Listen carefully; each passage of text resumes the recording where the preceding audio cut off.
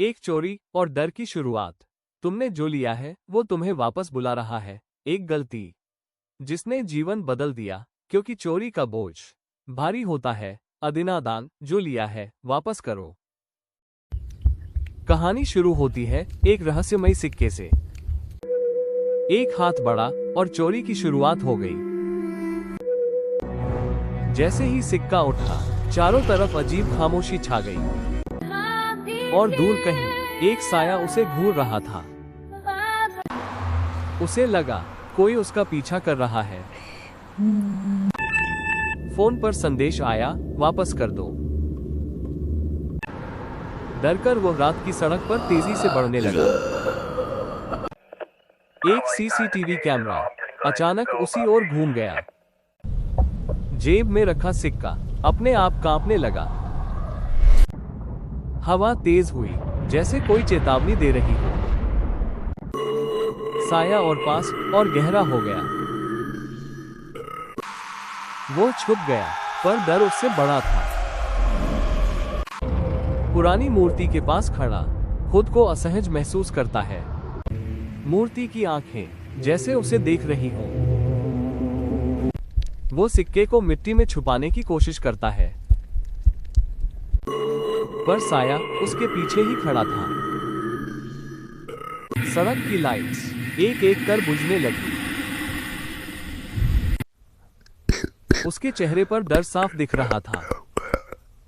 एक और संदेश चमका, चोरी का बोझ भारी होता है। वो टूटी बिल्डिंग में घुस गया। अंदर एक पेंटिंग थी जिसमें चोरी दिख रही थी, और पेंटिंग का चेहरा उसकी ओर मुड़ गया। घबराहट में सिक्का उसके हाथ से गिर गया। सिक्का खुद ब खुद घूमने लगा। साया अब पूरी तरह सामने था, डरावना, अंधेरा। साया ने इशारा किया, वापस दो। वो भागता हुआ उसी जगह लौटा जहां से चोरी की थी। दरवाजा अपने आप खुल गया। सन्नाटा। वो कांपते हाथों से सिक्का वापस रख देता है, और अचानक सब शांत हो गया। साया धीरे धीरे हवा में घुलने लगता है। कमरा रोशनी से भरने लगा। उसके चेहरे पर राहत साफ दिख रही थी। खिड़की से आती सुबह नई शुरुआत का संकेत बनी। मूर्ति अब शांत, उसकी आंखें सामान्य, क्योंकि वस्तु लौटाने से मन मुक्त हो जाता है। इस कहानी की सबसे बड़ी सीख यही है कि जो चीज हमारी नहीं होती, वो कभी हमारे पास ठहरती नहीं। चोरी का बोझ हमें डर देता है और वापसी हमें मुक्त करती है।